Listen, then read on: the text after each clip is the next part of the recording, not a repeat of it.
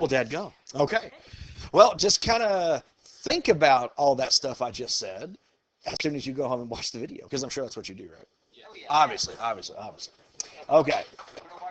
I mean, for the purposes of the recording, would you like me to go over all that information again? Well, let me do the Reader's Digest version. Long story short, test next Friday. It's going to have this material on there for this current lesson, also from the homework that we just turned in. IAs are going to be due just under 2 weeks. Be looking at the grading rubric and your checklist. It's going to be recorded as an exam grade. There you go. Nice and neat. There you go. Awesome.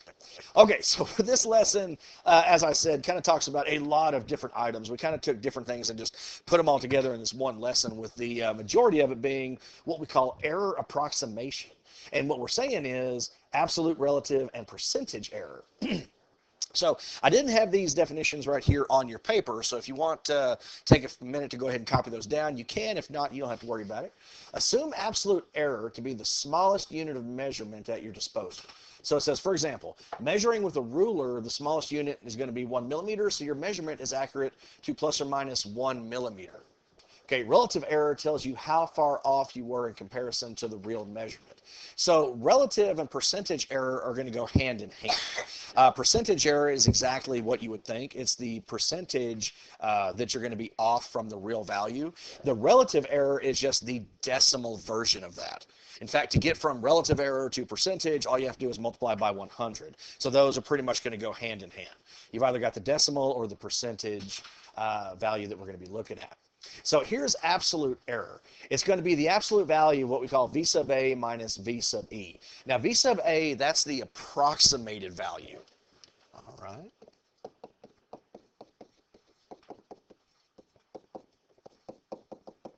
Okay, so this is the approximated value, basically what I believe the value to be.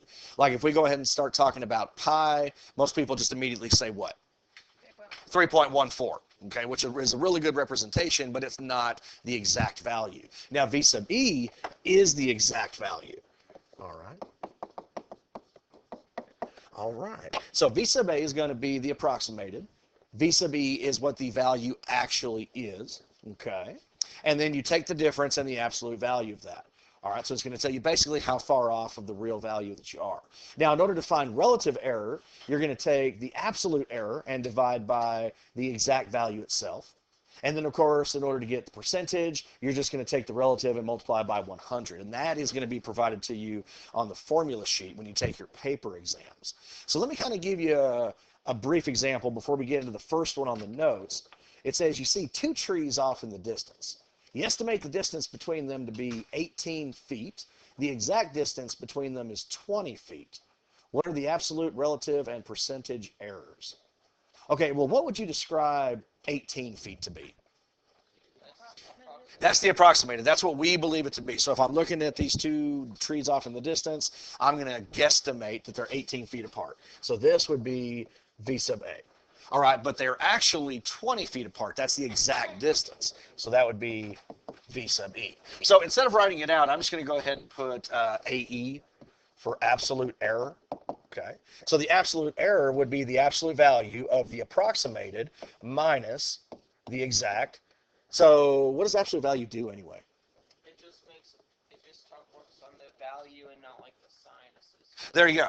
It always is going to result in a positive, because if we're thinking graphically, we're talking about the distance from 0 on a number line. Okay. So the absolute value of -2 would just be 2. So the absolute error is that we were 2 feet off. Hello, sir. All right, thank you.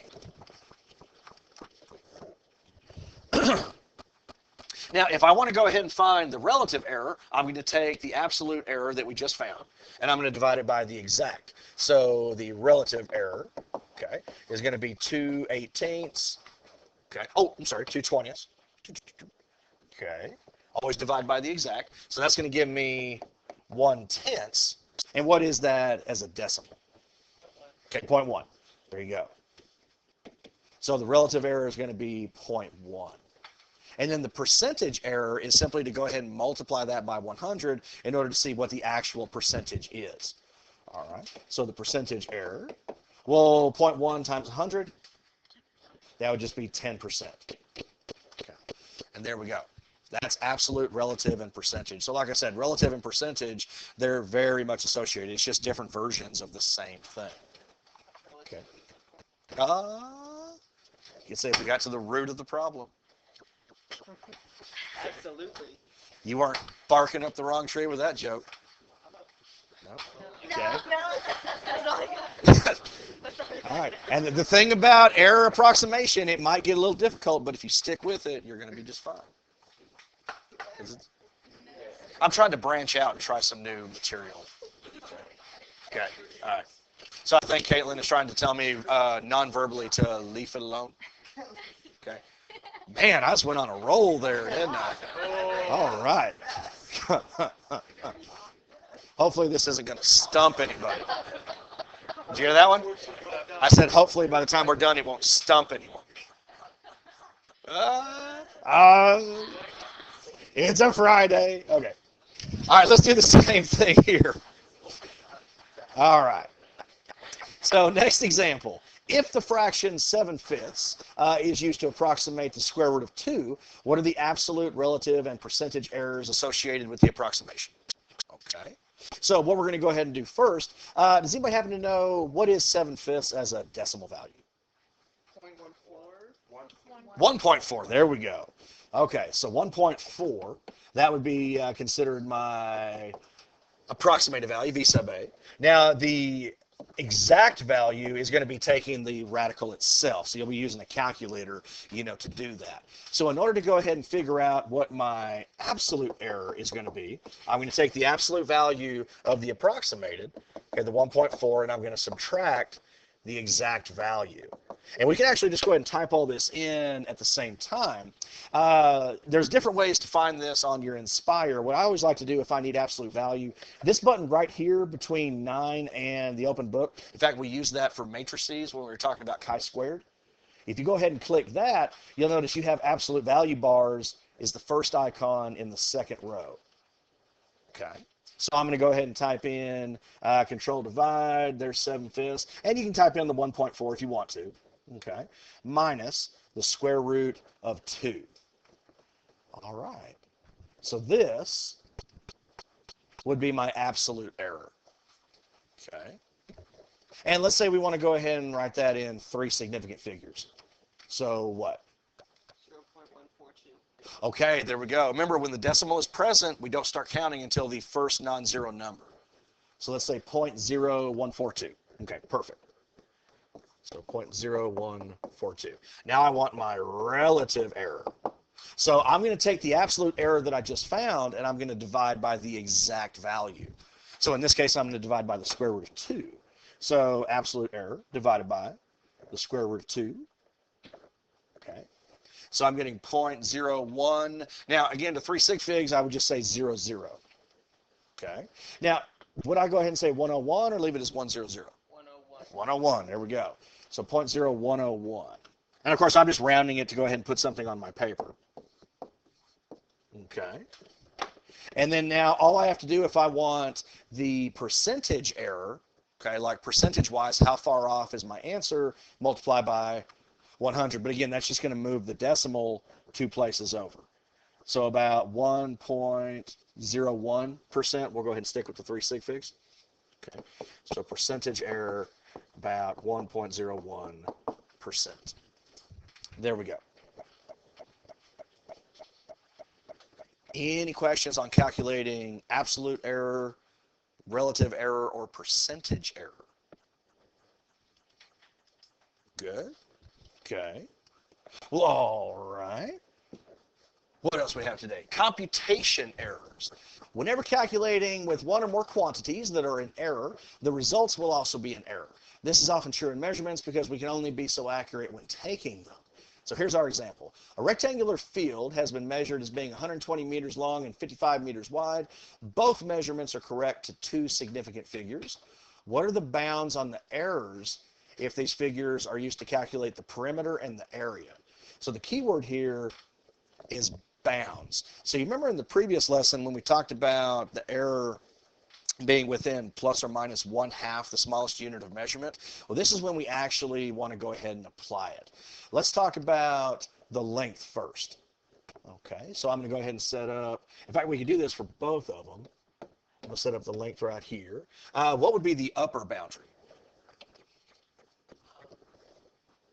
120. Okay, so 120.5 meters. Question. So it Yeah. said it's correct to two significant figures. Does that like impact anything? No, that just kind of, again, tells us that we are going to round our answers to 2 sig figs. Okay. Okay. And again, that in itself is going to have an error, but we're just going to go ahead and remain consistent. Okay. What would the lower be?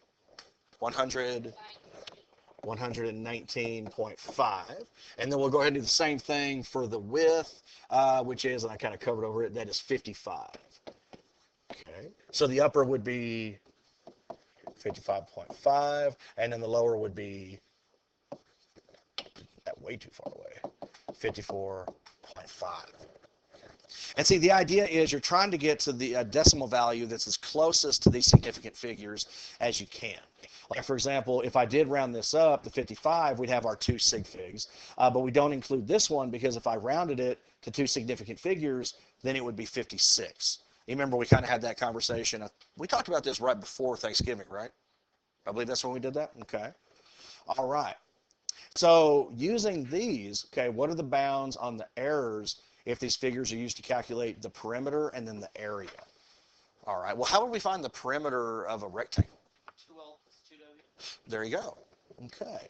So we have 2L, so 2 times the length. So now I'm going to be looking at the minimum. 2 times 119.5 plus 2 times the minimum length we have for the width, 54.5. Okay. And let's go ahead and type that in, see what we got here. Let me clear all this out. So 2 times 119.5 plus 2 times, what was it, 54.5? Okay. All right. So I'd say 348. And then we're going to go ahead and do the exact same thing. Yes. Okay. All right. So now 2 times 120.5, 2 times the length plus 2 times the width, which our upper boundary is 55.5. Okay. So let's see here. 2 times 120.5 plus the 2, whoops, plus 2 times, what was it, 55.5? Okay. All right. So 352. All right.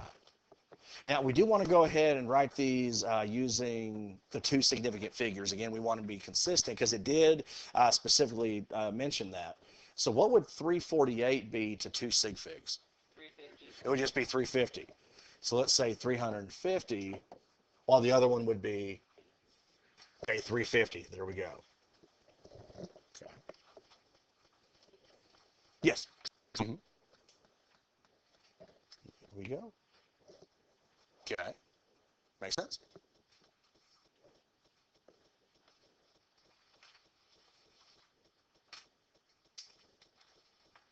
Okay. Now let's go ahead and do the exact same thing for B, the area of the field. Let me go ahead and write this over here. So we got 350. Okay, now we're going to do the exact same thing. We're just what?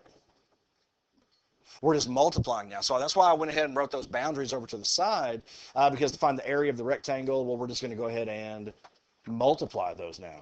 So let's say 119.5 times, I think it was 54.5. Okay. So that gave me 6512.75. Okay. So let's see, 119.5 times the 54.5. And I completely forgot what that number was. 6512.75. 6512.75. And now I'm going to take 120.5 times 55.5. And let's see if I can catch up because I'm sure some folks already have that. Okay. So I'm getting 6687.75. 6687.75. Okay. Would everybody agree with the values I'm coming up with? Well, now what? Round them to 2 sig. Okay, so let's go to 2 sig figs. What would this one be? So this would be 6,500. What would this one be? 6,700. Okay, so the area is going to have that boundary. Okay. And then again, just the fact that we rounded it to 2 significant figures is also losing values as well. Oh, I got a text message.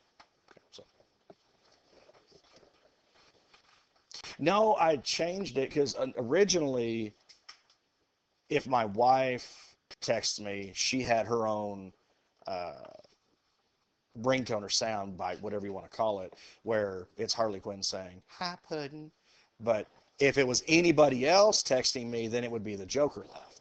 Well, months ago, I'd gotten an update that, for some reason, destroyed that. Now, everybody who texts me, it's all "Hi, Puddin'."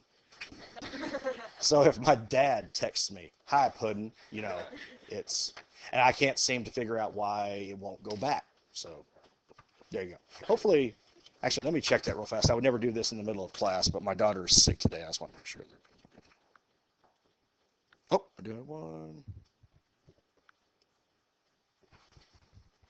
Okay. Actually, that was my dad who just texted me. He's watching my daughter right now. Felt bad for her this morning. She woke up, had 103 fever. Oh, it was horrible. She was feeling horrible. So my wife took her to the doctor and turned out to be strep. So my dad's watching her right now, and I'll pick her up. So she's comfortable. She's watching cartoons. Everything's good. All right. Okay, now let's take a look at these. These are what we call propagation errors. Now, we don't necessarily know the unit of measurement that we have, but we have these values. Let's say we have a measurement of 5.3 plus or minus 0.1. Okay, whatever our unit of measurement turns out to be. And we've got several of these. What we want to do is find the errors that result from evaluating these expressions. Now these, when you add or subtract, they're pretty straightforward, but until you kind of get the pattern, multiplying and dividing with the errors is a little, I don't want to say difficult, it's a little unusual. I'll go ahead and definitely say that. But I put a couple things over here to help us out. When you're adding or subtracting, it says always add the errors regardless of whether the other numbers are added or subtracted. So no matter what. If you're adding or subtracting, you always add those errors. Okay, whatever operation you apply to the originals. So like the original one here, we have y minus z. So I want to take y, which is 12.2, okay, plus or minus 0.1. And I want to subtract z, which is 5.6, plus or minus 0.1. Now, the leading measurement, you go ahead and apply the operation that you're given, just like you normally would. In fact, what is a 12.2 minus 5.6?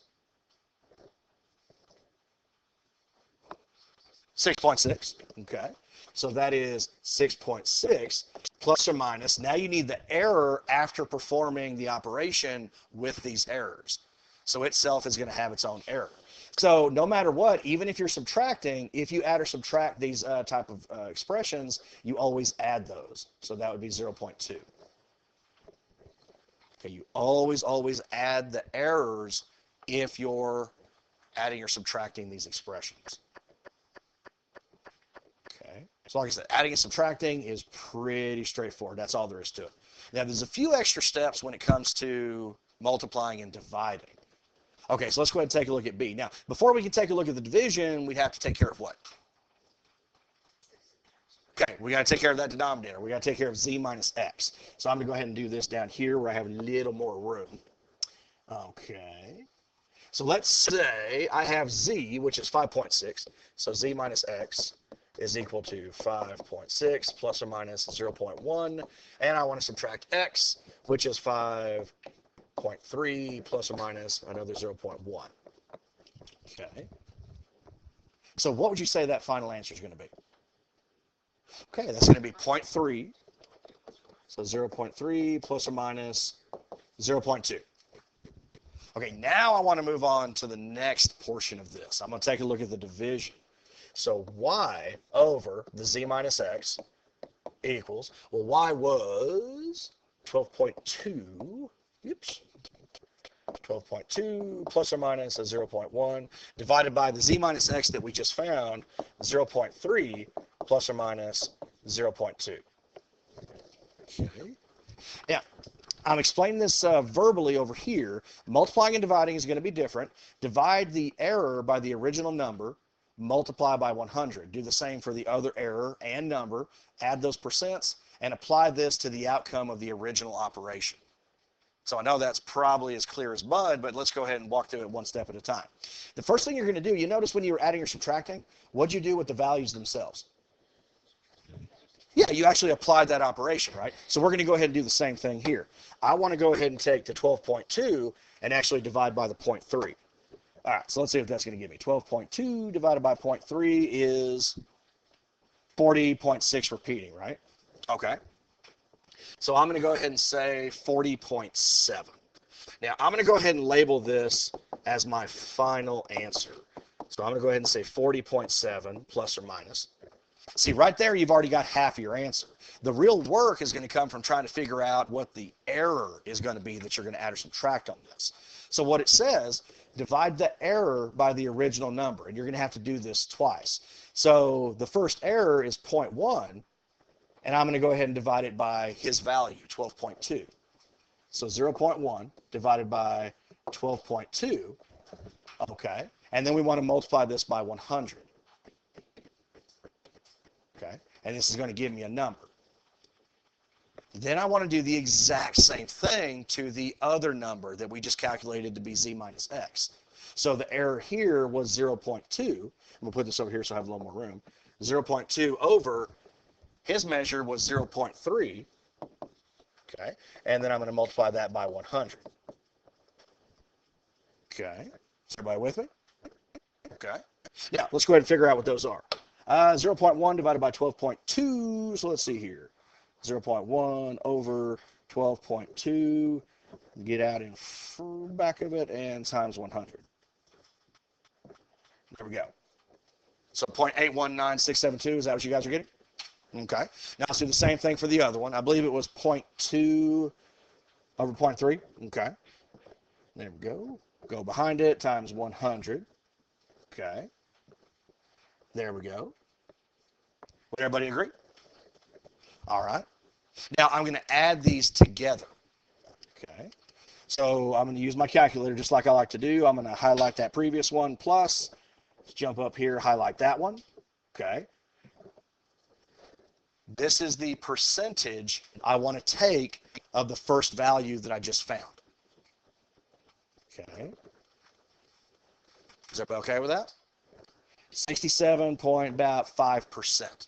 I'm going to multiply this percent by that number that we found when we first started the problem. Okay, and that result is going to be my error. Okay, so the only thing I'm going to have to do is get that 100, well, divide by 100 to get that decimal 2 places back over. So my answer is more approximate. I'm going to divide this by 100. Oop, not 1,000. Okay. See, now this is the actual decimal value. I want to take this one, okay, and times it by, click, click, click, click, click, click, go back up till we get to the top. This one, the number that we originally got. Okay. So about 0.274. Okay.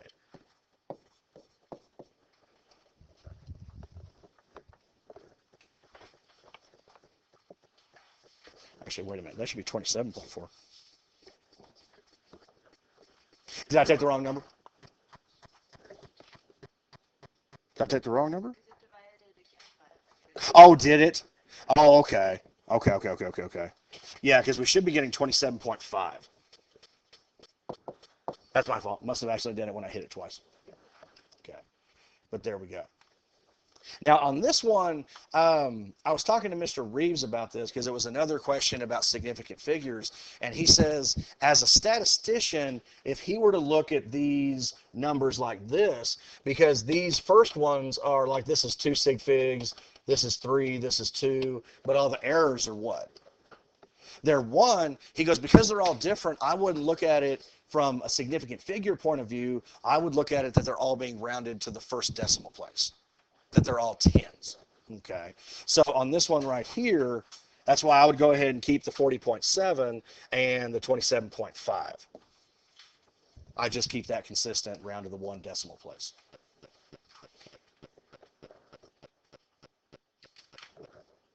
Okay, so like I said, that is a little unusual. The multiplying and dividing takes a little bit. Okay, and it's really just because you have to take the error, divide by its measure, multiply by 100. That's the percentage you're going to be taking. All right. Let's try another one, because I know everybody was super excited about that. Okay. X squared minus y squared. Okay. X squared minus y squared. Now, what happens when you square a number? Multiply by itself. Yeah, you're multiplying it by itself. So really, x squared, and we can do this in 2 parts. I'm going to take 5.3 plus or minus 0.1, and I'm going to multiply it by 5.3 plus or minus 0.1. Okay. So how do you think I'm going to take care of this first?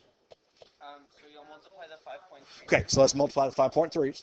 Let me go ahead and get rid of all this in my calculator here, document B. All right, so 5.3, and I can square it or multiply it by itself, whatever you like.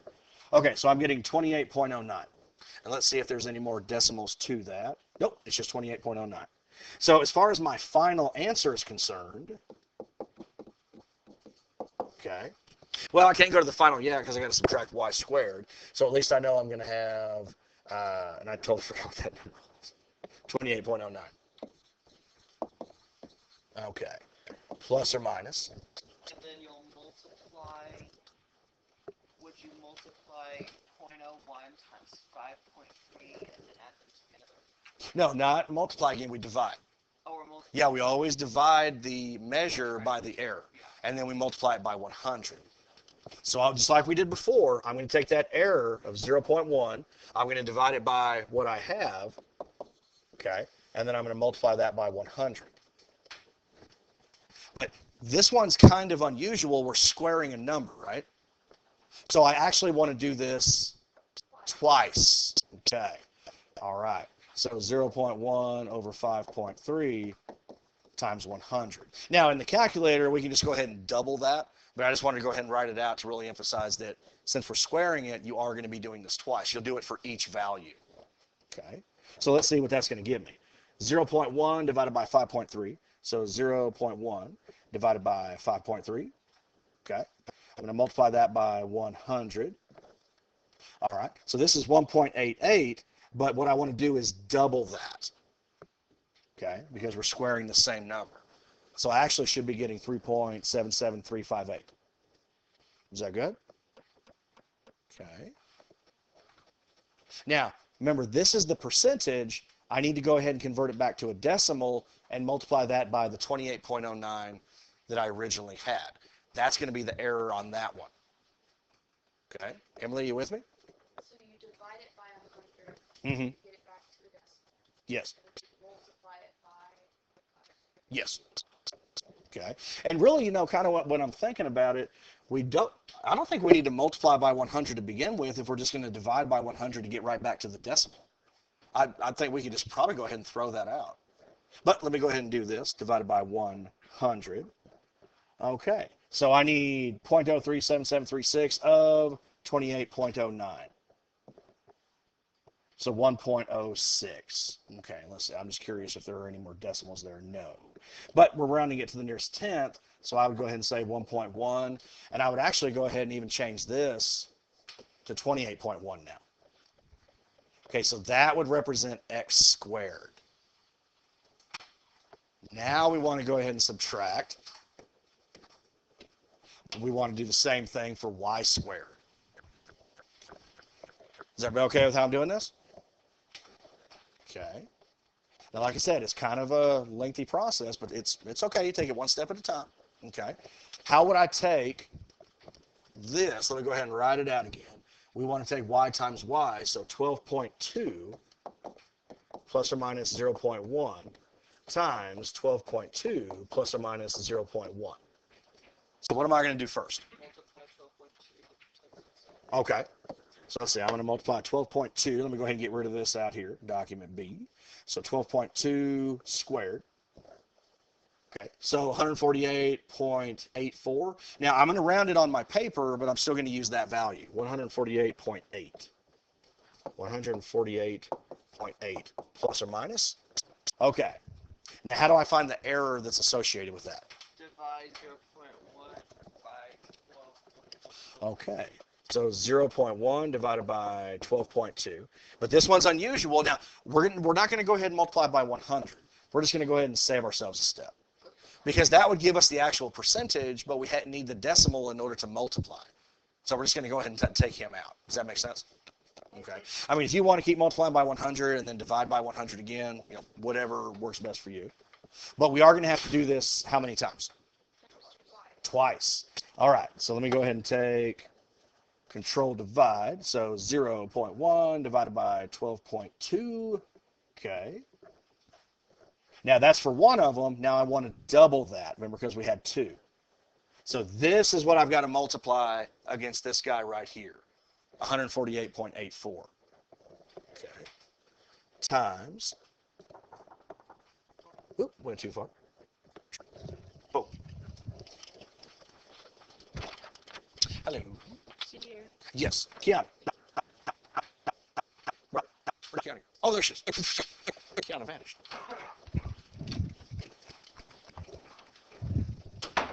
All right.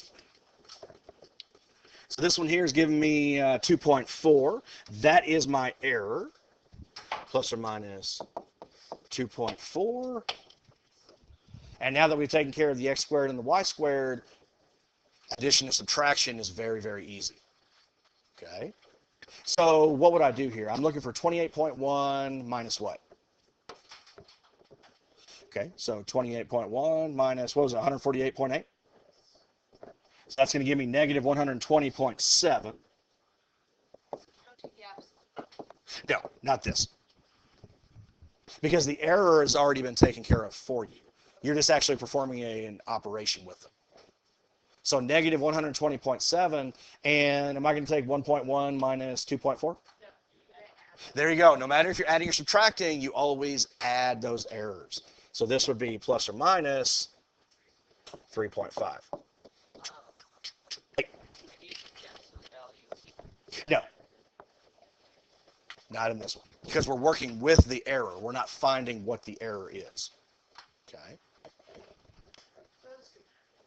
So that one was a little unusual, right? Okay. I know. It's kind of weird. Okay. Now, I'll tell you what. I'll let you guys go ahead and decide. We still have 9 minutes. Do we feel we've done enough for today? Or I've got another one. Do we want to wait? Okay. When we come in on Monday, let's start right here. Okay.